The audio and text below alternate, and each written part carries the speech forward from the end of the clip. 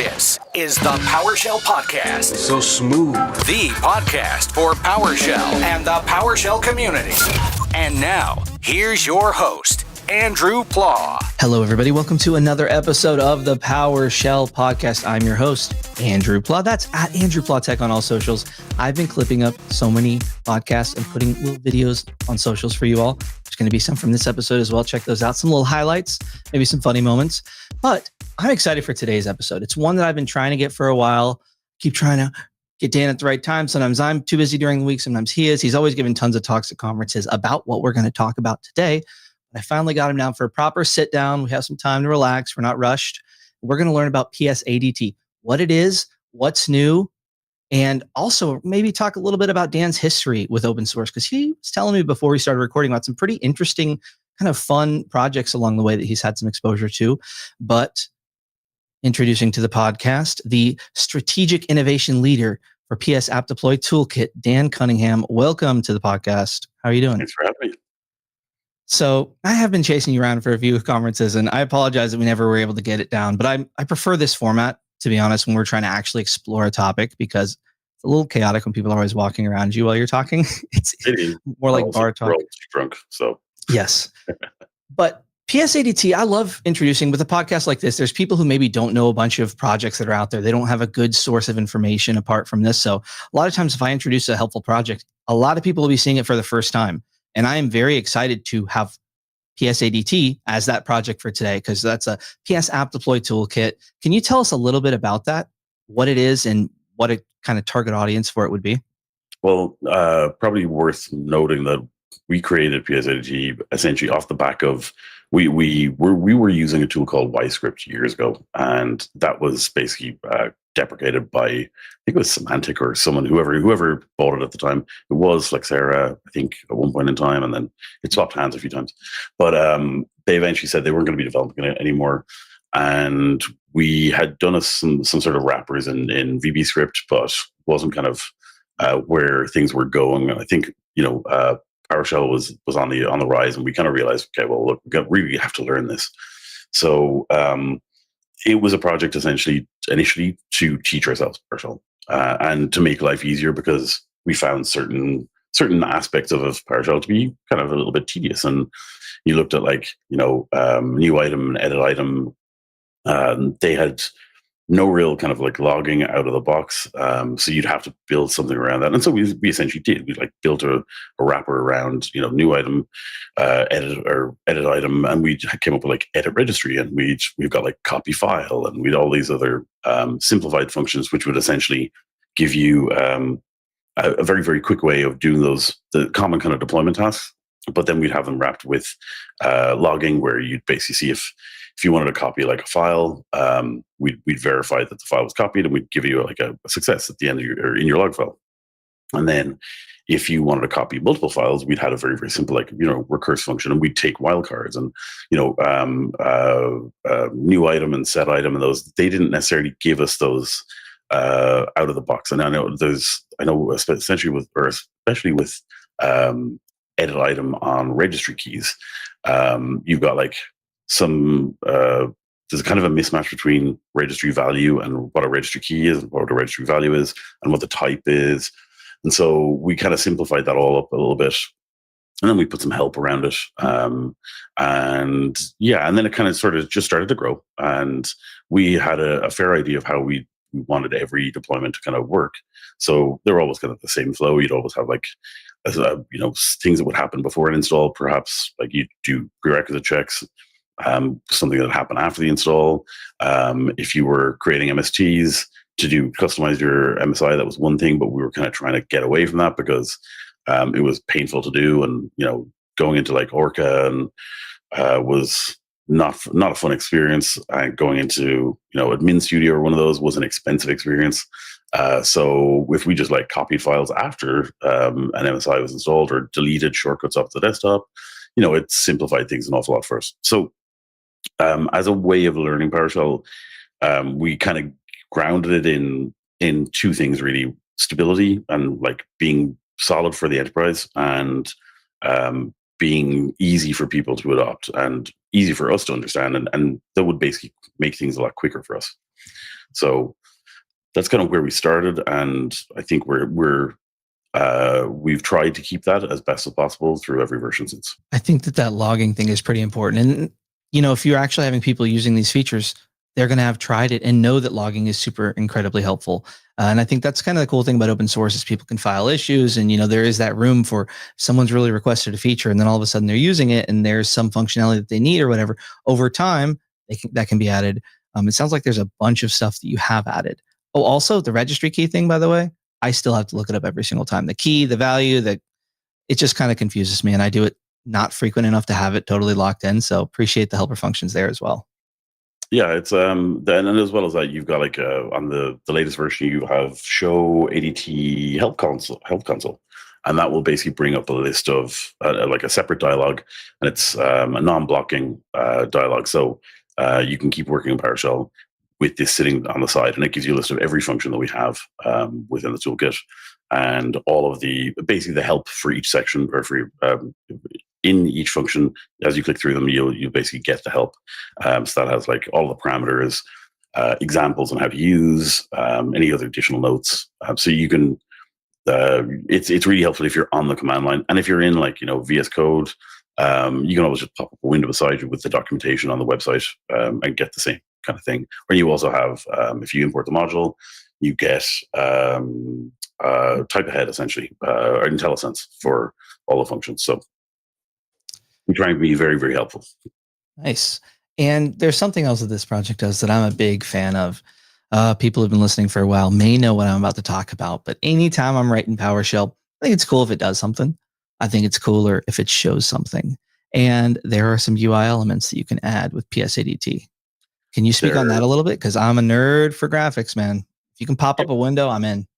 Yeah, so we have what I would say is a consistent, localizable, and brandable user experience. So when you basically start an install, you can come up with an installation welcome dialog, which will essentially give you the ability to display a simple message to the user saying, "Hey, we're going to do an install," or you could potentially say, "We're going to do an install. We're going to give you the ability to defer it for a number of times." So, say you can defer it up to 10 times before the install might start automatically, or up until a certain date or a certain number of days in the future. So you have 3 days to actually start the install, and we'll then track that for the 3 days from when it first started to completion, or we can say a specific deadline. So if we have to have a security update out by X date, and then we can kind of enforce that.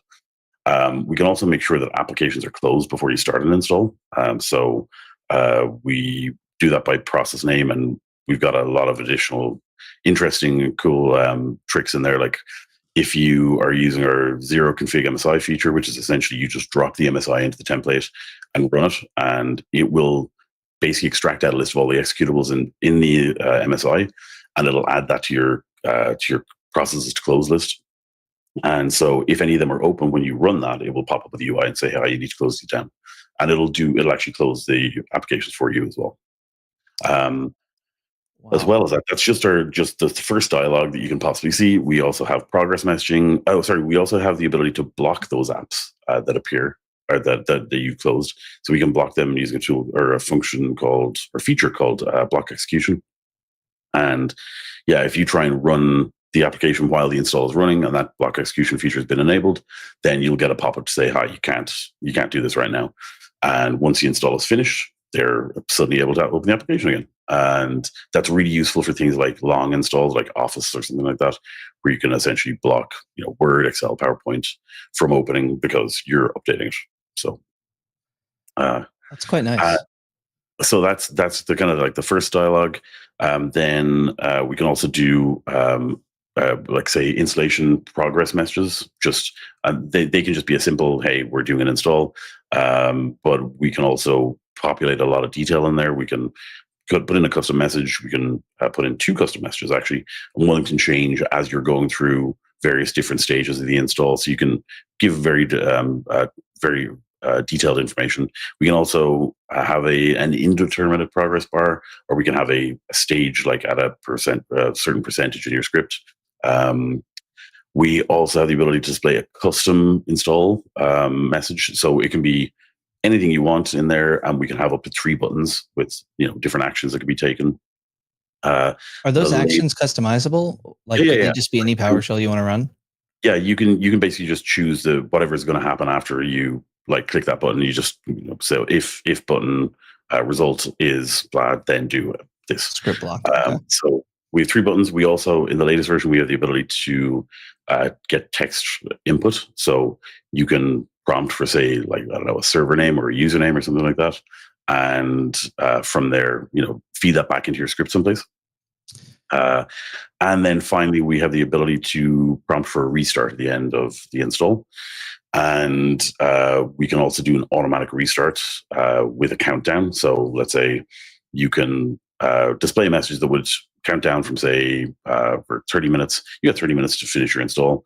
And the user has the ability to dismiss that and just put it down into, minimize it to the start menu up until you set a no minimize deadline. So for the last 5 minutes or something, or whatever you set it to, you can pop that message back up and make it front and center. It doesn't disappear off screen, and it essentially is in your face. People know your machine's going to restart in 5 minutes, and that's that. And all of the text, all of the user interface elements like the logo, the accent color on the dialogs as well, we make them all fully customizable and localizable. So you can put in as many languages as you want, but by default, I think we have 23 different languages in there. So if you're in English, you'll get it in English. If you're in France, you get it in French. But you can customize each of those in any of the languages you want. So there is quite a bit in there. We're very UI friendly, and in the latest version, we'll probably talk about this a little bit more. If you're an Intune or an SCCM user, an Intune for sure, you probably know that you can't really pop a UI during an install very easily. You need to use a Microsoft kind of tool called ServiceUI, or you have needed to. You don't anymore, and you shouldn't anymore. So we can pop a UI regardless, which is kind of nice. So yeah, we definitely want to dive into that more, because there's a couple of things I wanted to find there: system, user, and that kind of thing. But I want to highlight, I got to take a pause moment, because you just described a bunch of features. And if you out there wanted to do one of these features and make it in a way that's distributable and customizable, it would take an insane amount of time, let alone all of these different ways, like even the deferrals to keep track of that. Like that, it's one of those times where I just have to let people kind of think about how many small wins that are actually a ton of code and a ton of effort and experiences that have kind of gone into it that you can take advantage of very quickly. It is pretty freaking impressive. Well, so one of the things that I guess is a good selling point of this is anyone who writes PowerShell, chances are you love to just tinker around and play with stuff. And I know I do that too. And I certainly don't like being handed anything kind of for free. Generally, it's like if I can do something myself, I'll generally be like, no, I'll do my own version of it. So I'll do my own twist on it. And if something crops up, then like here, someone hands me something or prescribes me something to use, I'll probably be like, no, I'm good. I'm going to use what I have. I get that, but there is something that you get here with PSADT. I mean, we don't really know where the growth of this and the growth of usage of this started, but it has grown to phenomenal sizes, and it's being used so pervasively everywhere that it's just really battle tested. Like every bit of code in there is really, really battle tested in so many different environments, and you can't ignore that. You can't ignore the fact that it actually will not just save you time, but it's also, you can do it with confidence as well. You know that it's going to work, and it'll work in virtually any scenario you can put your machine into, or whatever sort of device that you have. It's been used in every vertical, every type of environment, air gapped, non air gapped. The number of companies that use it is just incredible. Very, very humbling. Yeah, no, I can see why though. I mean, seriously, you're saving so much code. To do it yourself, you would need like a team that would be responsible for it. And, if you want to dabble and learn it yourself, and, I think a good way to start is to pop up some kind of window or something like, create a win form or whatever you got to do to come up with a graphical element. And when you're done with it, look at how much code that is. And then good luck to you distributing that, making that scalable. Have fun. I hope you learned something. And that's probably, you probably literally did learn something helpful PowerShell wise, but you'll also kind of learn that you don't need to do it all. And it can be pretty detrimental to try and do that when there are helpful kind of industry accepted alternatives out there. Yeah, and the other thing as well is like we've hit every problem there possibly can be, because we either hit it ourselves or else someone's reported it and we've kind of gone, oh wow, that's like, geez, I've never even heard of that scenario before. How the hell did this happen? And so we've all these fringe cases and edge cases that have popped up over the years, over like 12, 13 years, that have all been, we baked in workarounds or fixes, or we've solved various problems with. So I mean, it really, really is like the best way of going about something. If you're going to try and reinvent the wheel, you're going to keep hitting the same stumbling blocks that we did like 7 years ago. Like, and I mean, it's a great learning exercise for you, but maybe in your environment, it might not be the best place to try and do that to your customers. When you can just save yourself the hassle. Exactly. And if you're going to make these choices, these stylistic choices with your packages, you're going to want to be consistent with them when you can. Like, you want a consistent user experience for your users. And if you're kind of piecemealing it yourself, may not be the best approach. The work isn't as repeatable as using something like PSADT. But man, I think there's a really interesting opportunity there. Go ahead. Is there another thing as well? It's funny you kind of say there about like repeatable. The other good thing about this is it's shareable, and so you can, like, there's a lot of people kind of doing the same things across this entire industry, across app packaging. We're all building the same scripts, and so a lot of people put their scripts up on GitHub, or if they've come across a problem, they share it on Discord or in the Discourse forums. So we've got a lot of these things that have already been done, and you can leverage that. You can leverage help from the community. On top of that, it's sort of become, it's actually now being worked like on, not on for every company or every job, but I've seen it on like numerous like job postings as being a requirement of like PSADT knowledge. So it's a transferable skill that you can like take into another company, and that's a really, really good thing. Like, knowing that you're hiring someone who's got a certain skill level or skill experience. Or going into a company and knowing that they use the tools that you already use, that can be really, really helpful. So, I think it's one of those things. If kind of is a choice, if you're going to use PSADT, you should probably, once you really make the decision, use it, probably go all in and take advantage of. I think there's like ADMX templates and things like that. And then if you have that kind of set as the standard for what you're doing in your org and how you go about things, it makes sense to hire for people who already have that transferable knowledge and are ready to just get started. Because packages are kind of packages. Yeah, you need to customize things to your workflow and your environment and whatever your users expect. But it's the same framework. Well, yeah. We give you all the tools to basically customize all the language, change the branding to be something that's unique for your environment. And, we give a prescriptive workflow in terms of the kind of like the deployment template. But really, you don't have to use it. You can use as little or as much as you want of the whole toolkit. But you should just use it, because it is going to save you a lot of time. Yep. On the low end, there's some small ones you can have, and on the high end, it's so scalable with whatever use cases you may have in your future. I think that there's a real case if you're not using it. There are some wins to be had, or some way you can pitch it internally as a huge win that you have implemented it. Like, there's going to be some things, maybe it's increased visibility. I mean, you can even just list the features that come out of the box and say that, hey, now we have all this stuff. Maybe get some other buy-in from people at your company as well. I should probably just give a little plug as well. So one of the only reasons that we've ever encountered for why a company doesn't work, or an organization might not want to adopt it, is the fact that it's actually open source, and it's basically free, and they have those companies that might have, like, let's say, ISO requirements to basically have a service level agreement on any product they're using. I get that, and so it's one of those kind of weird stipulations where you might never need it, or might never expect to like call anyone for support, but your ISO 27701 is like demanding that, and your auditors are being sticklers on it. So in the recent 2 years, it's only in the last year that we've been able to offer this, but as part of Patch My PC, they now give enterprise support for PSADT. So if you're an Enterprise Plus customer, so you can call and get help with scripts and with your deployments. So there is an option there if that's one of your sticking points for not being able to use it.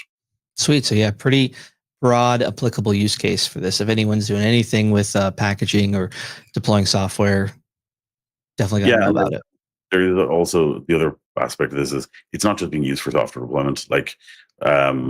Myself, I know I've used this at a variety of different points in time where we're doing things like migration to OneDrive or where it's just handy to have all these functions available, and where I might need to display some sort of user interface, and it's better that it's branded and it's coming from say the desktop engineering team, and it looks like all of our other packages. So you can pop up any questions to users or any sort of messaging, and you might still need to restart at the end, even though it's not an application that's being deployed.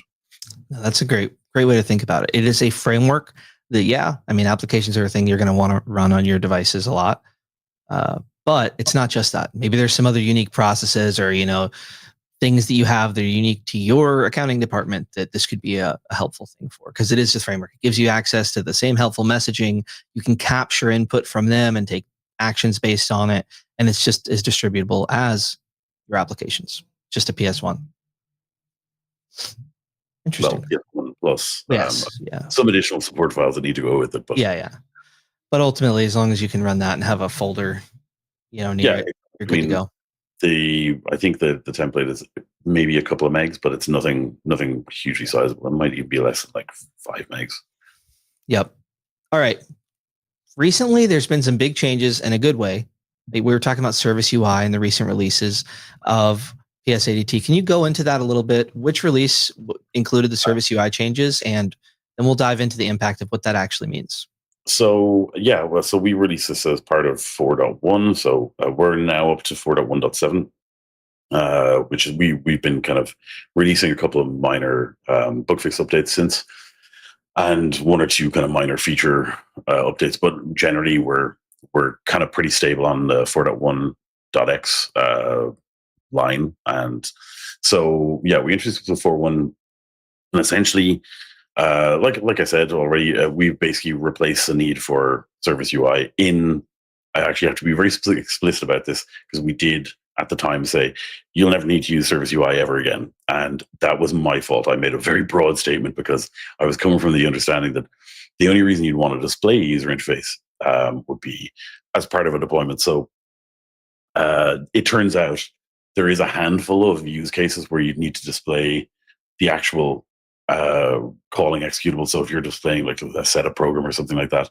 needs to run with user access or user interface access and run as the administrator or as system, and they're basically they're dodgy installs.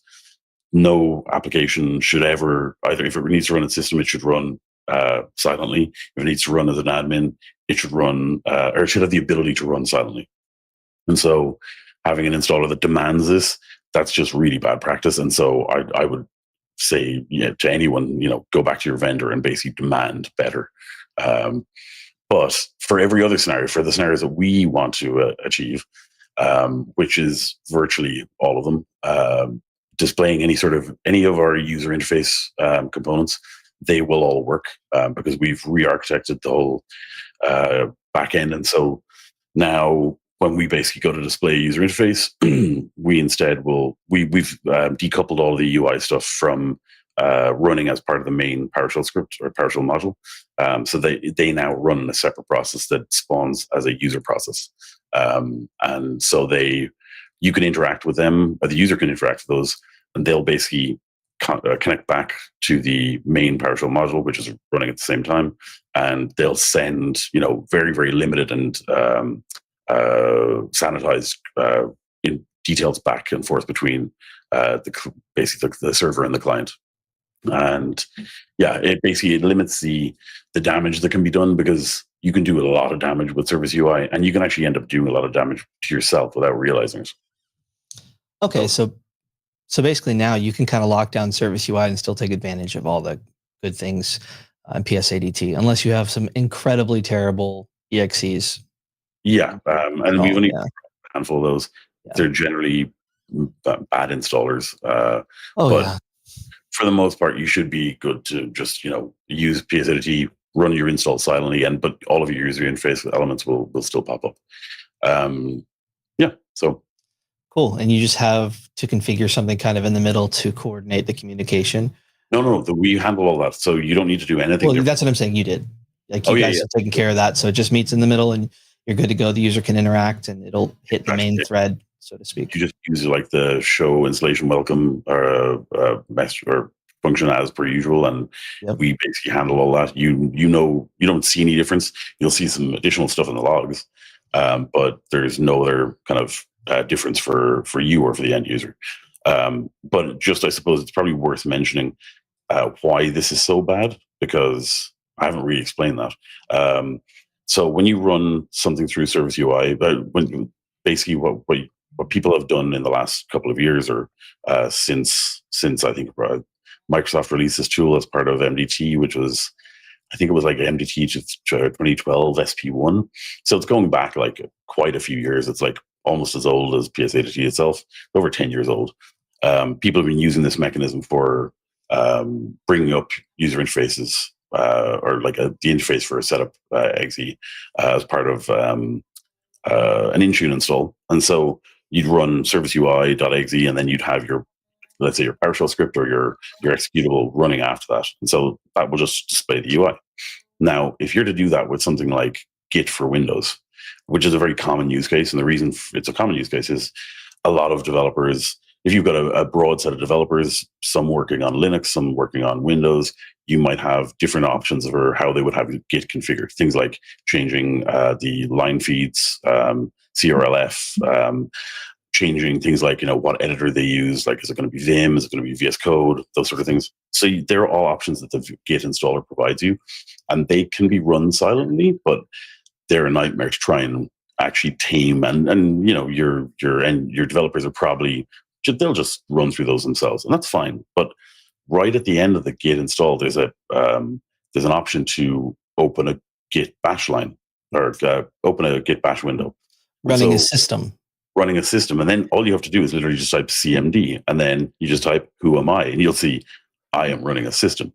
And immediately it becomes very, very apparent that this is bad. And it's not just that, like any sort of install that might pop, say, a README file at the end will open a notepad.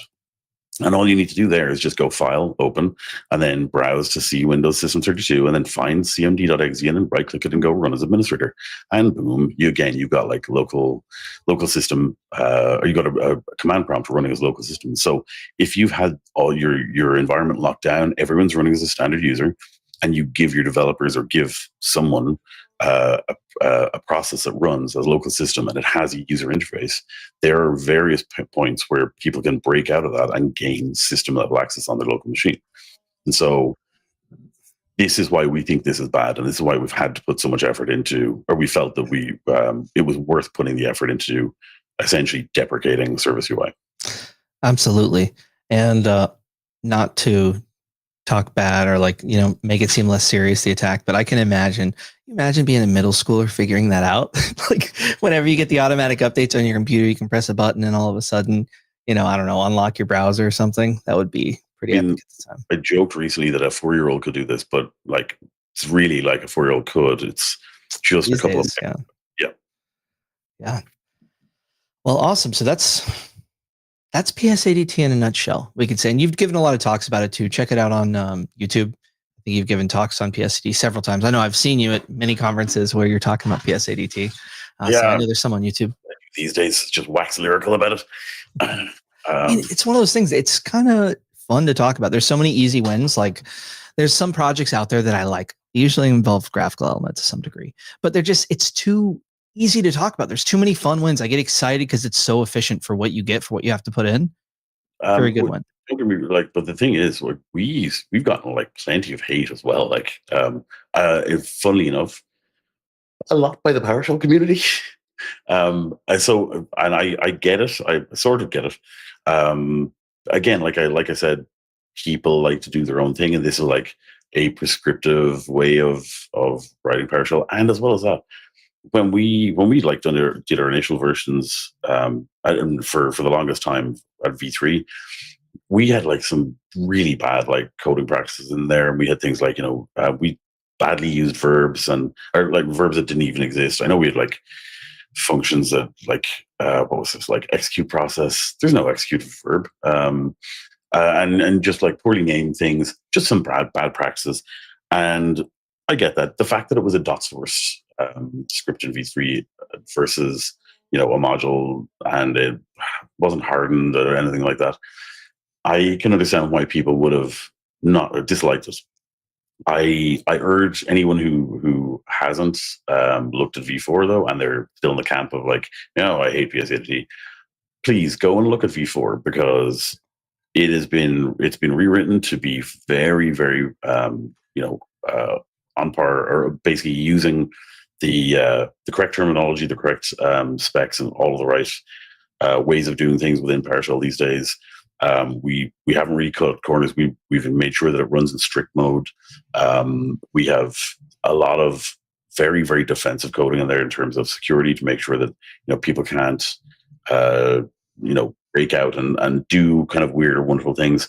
In the past we know that we had I think we had the extensions feature, and we had the ability, or we gave people essentially the ability to overwrite the PSADT functions with their own functions. And of course, when extensions came out, or when people release extensions, they would do certain things, like they'd override a couple of the functions, but in some cases then they'd break them, and people would essentially deploy with an extension, and then they'd discover that this was breaking in a weird, really, really weird way. Like an example is MSI Zap was being included as part of one function, one extension, and it essentially caused certain installs to break. Like I think it was Chrome in one environment.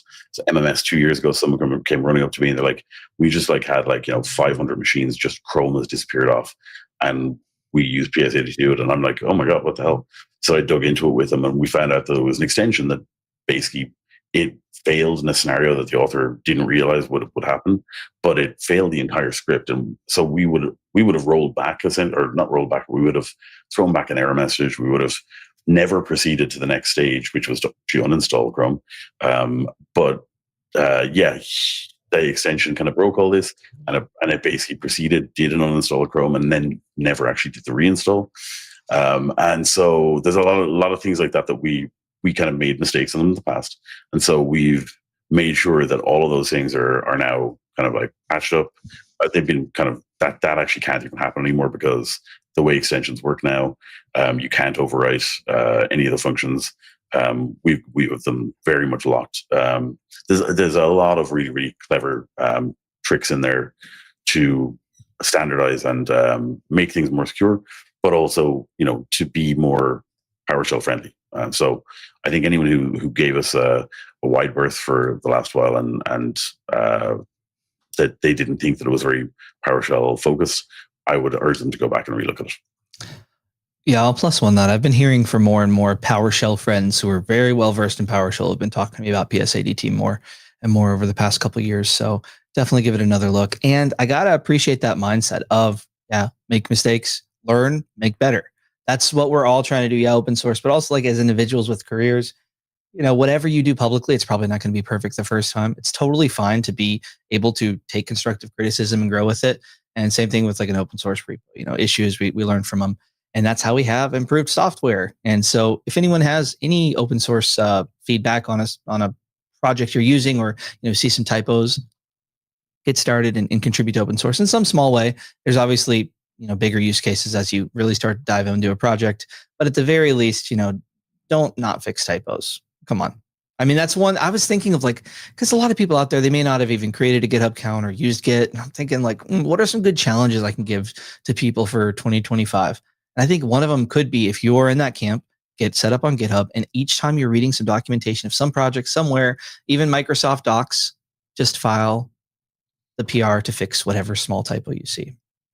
Yeah, I think actually, sometimes the open source crowd are actually their own worst enemies, because I think sometimes like Git in itself is it is terrible to try and master. It's like it can be really gnarly at times. But then you've got like contributing guidelines for various different projects can sometimes in themselves be very, very off-putting. And like you could submit a typo or something to fix a couple of typos, and you get someone coming down on you hard because like, hey, no, you haven't done it in a certain way, and you're missing this and you're missing that. And so I think like I can understand some people being hesitant, but you never know, or you should always just jump in at this stuff and beg for forgiveness later if you've made a mistake. I wouldn't worry about it too much. Yeah, I've noticed that a lot online. Sometimes there's some haters out there, and usually the most vocal ones don't actually contribute in any way, shape, or form. That's what I've seen. I mean, there's some that do, but I've seen a lot of that. Like people who criticize, people who are sharing something. Maybe it's not the most polished. Maybe it's their first time and kind of ripping into them.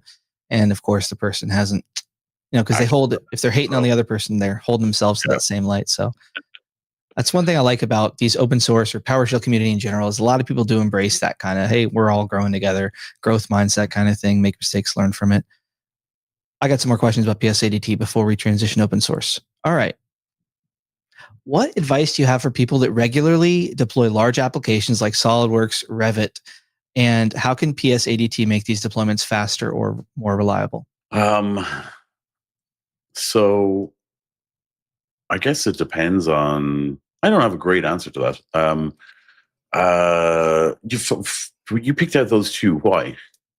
They're really hard to deploy. Like historically, I always hear there's nobody. I mean, some people kind of figured out for their org, and then they kind of struggle again. Like SolidWorks, those really big engineering kind of softwares are usually a pain in the butt. So it's funny you mentioned that. So, but you mentioned Revit. Now, I'm pretty sure that's a plugin for Autodesk, isn't it? Or no, it is a company that makes them. Autodesk now. Or I'm confused. I know Revit was. I thought it was a third party that built that. Maybe they were bought out by Autodesk. In my mind, they all register as the kind of similar thing, so I'm not sure. Okay. So I must look into this again. But it's funny because certain applications are, they are tedious, and I will just say, like, look, AutoCAD or Autodesk in general, their products are a little bit on the trickier side, and I've never actually had the misfortune of. Actually, I think I probably once did a repackaging of Autodesk from like. Maybe like 2000 or thereabouts. It's been a while. But I do know people who've spent quite a lot of time in, actually, would you believe, someone in an engineering firm who's not actually even IT, or it wasn't IT, and he spent a huge amount of time building an automated Autodesk deployment system for his engineering company. And I think he's like, he's based out of Chicago, I think. He actually asked me if we'd like go to Autodesk conference, their yearly conference, and see. We submitted like a session to see, to basically tell every other engineering company about it, like how they could automate their deployments, and it was basically using PSADT. And I must actually talk to him and see is he going to release that like as an open source tool, because I really think he should. Because Autodesk is something that just comes up so often as being like a nightmare to repackage, and I know he's pretty much got it like solved. Interesting you asked about that. Cool. Yeah, it's just forever hard. Any advice? No, not exactly. Read the logs. I mean, I think like a lot of those that are really hard to license are also kind of hard to silently install. You have to kind of customize a lot of things and test it out a bunch of times. You do, but I think like essentially with that one, you could probably, you can build, an interface to prompt a user to say, hey, look, do you want to install it as an engineer, type of engineer, or, a site surveyor or whatever it might be. And then you could customize each of the components. Like years ago, I did an Office installer, which would essentially reinstall like, Office, whatever was there, or if there was no previous Office version, you get the option of putting down like all of the various components from Office, or you could have like, it included like, Visio or those various bits and pieces. So they were all, sections within a PowerShell script, a PSADT PowerShell script, where you could basically drive it by the command line yourself if you wanted, or you could prompt a user and ask them how they wanted to deploy it. There's ways of doing all of those sort of things. It's just whether you're going to keep it generic or whether it's like it's going to be highly tailored for your company. So I think if you're always try and that would be my advice. If you're doing a gnarly install and it's something that someone else might be able to benefit in the long run, maybe think about building it in a generic capacity. Don't have it so tweaked for your company. Do like a layer that might be for your company, explicitly for you. But if you think that there's a more generic way of doing it that would benefit everyone, and you can actually release it as kind of like an open source script, that would be awesome. So always good to help other people. Heck yeah. I think, if it's a really challenging application to deploy, there may not just be a quick little fix. You're going to have to maybe develop a couple skills and troubleshoot a little bit and know how to look for log files. Other applications you kind of probably don't need to know as much. It kind of works, MSI kind of thing, but they're all different.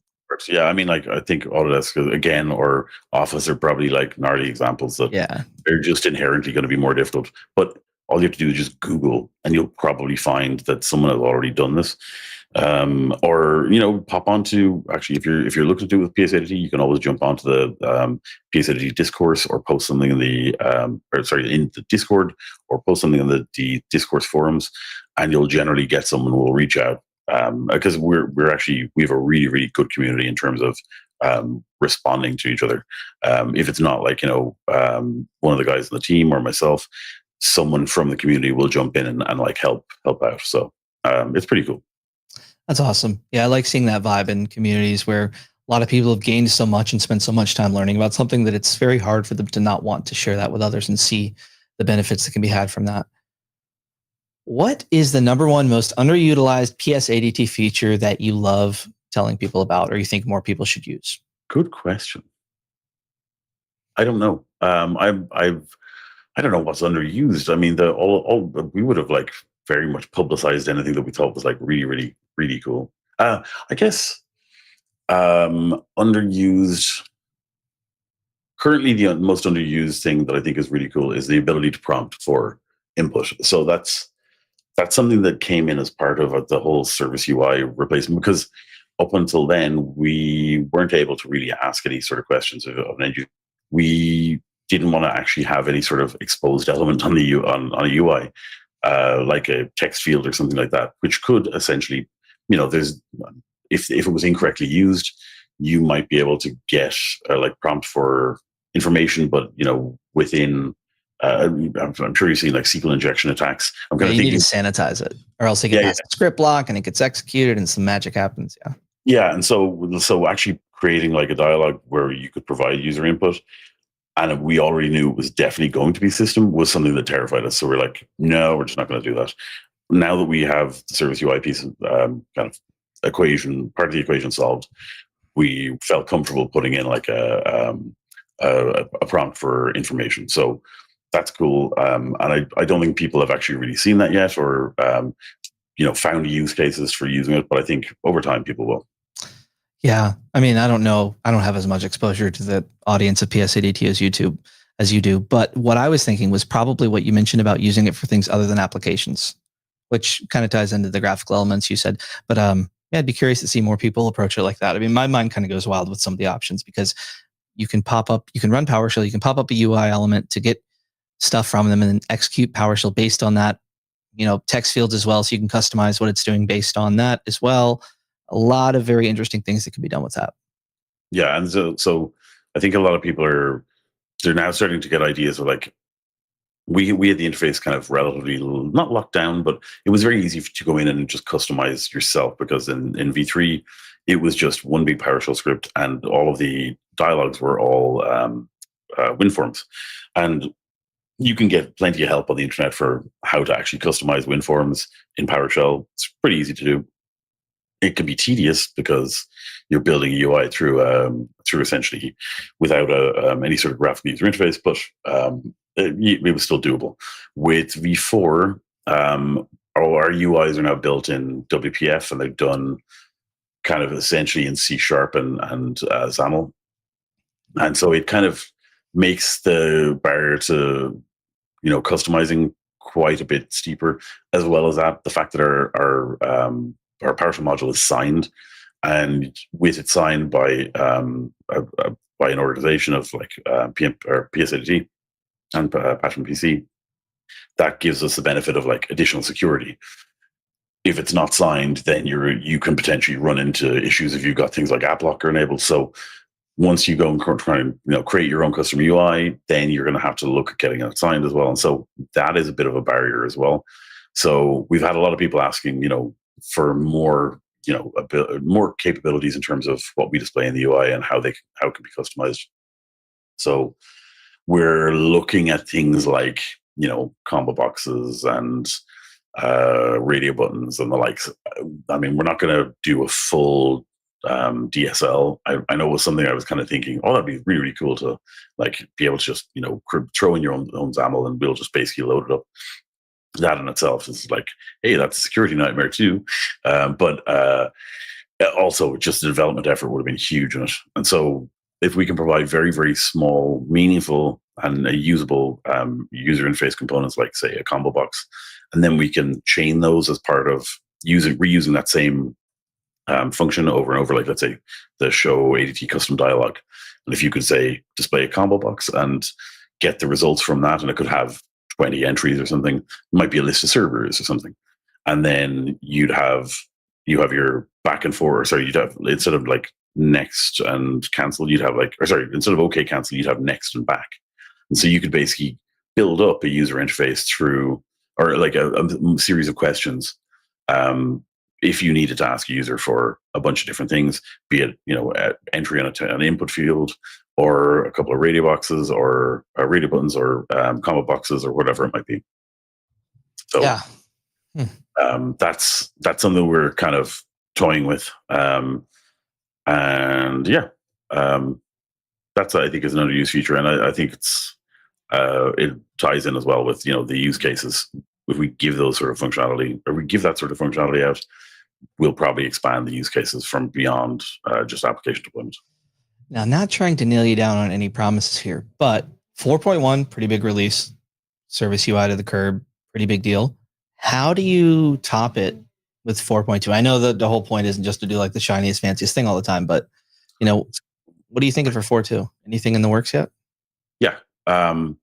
We're doubling down on stability.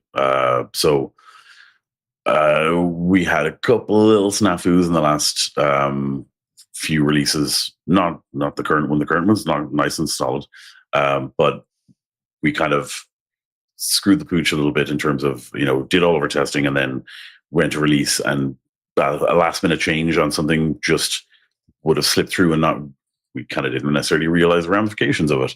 And as a result, we'd find just after releasing, we had broken something kind of fairly substantial, and we're like, damn it. And we had to go back and fix it. And we tried to rush through another release to fix that problem. And we introduced another problem. We're like, oh, this doesn't look good. So we're really, really keen on just getting unit testing up and running across the board, or getting more unit tests in place, and then putting in a whole bunch of checks and balances around regression testing, and just making sure that we have all of the core pieces tested before it gets released. And as well as that, just a process for release. I think we're at the moment now, we've been burned and we've learned our lessons, and we're essentially sitting on any release for when we lock it. There's no code changes between from when we lock it and we do all of our testing to we need at least a week of nothing changing. And if someone puts in a code change and it's planned for release, then we're right back to the drawing board, and we've got another week to carry forward. So just little things like that. Being we got really over enthusiastic and overzealous with getting those releases out and being like, hey, we fixed that bug, get it out. And yeah, essentially we ended up getting burned, and it's not a good kind of look.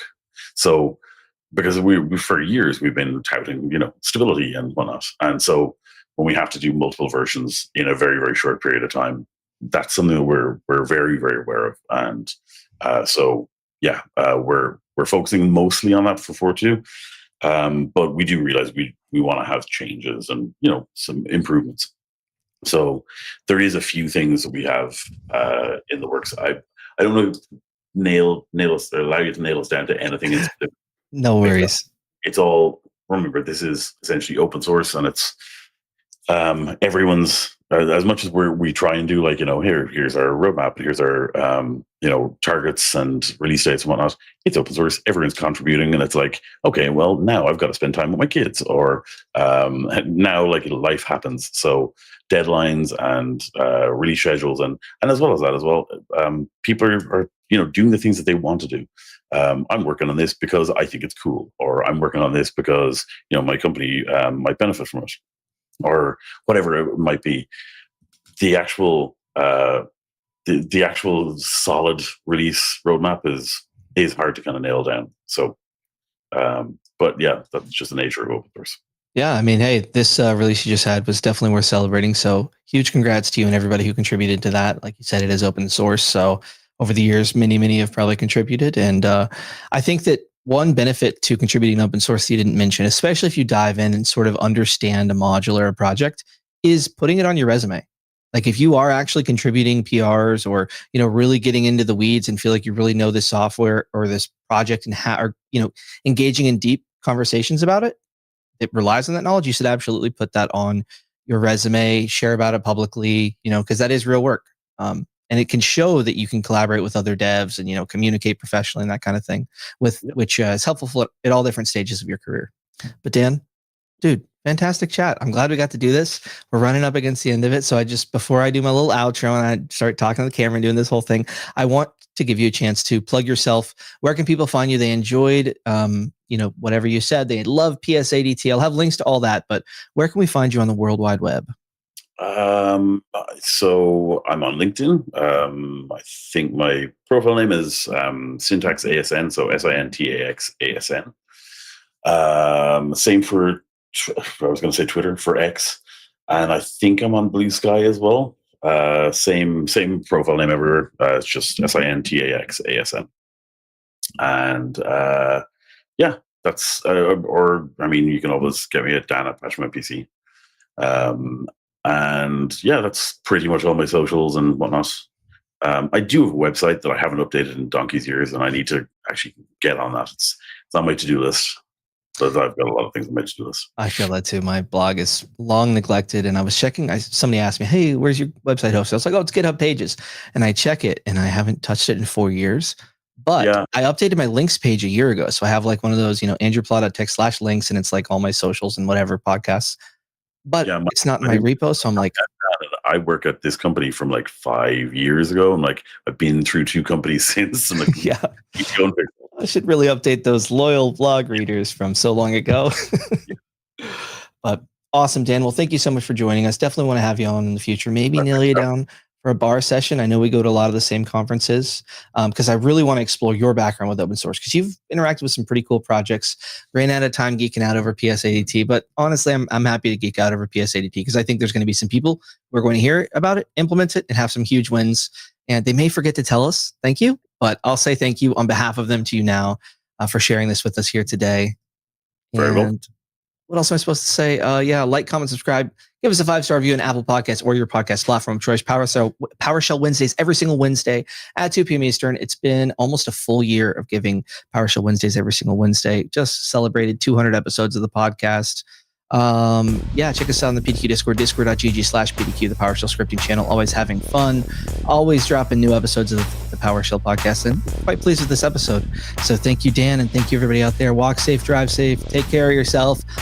Always be improving. Find your little mistakes and grow from them, just like we're all doing here today. Dan, thank you, my friend. Take care, everybody. Thanks for listening to the PowerShell Podcast. The PowerShell Podcast is a PDQ production, making device management simple, secure, and pretty damn quick.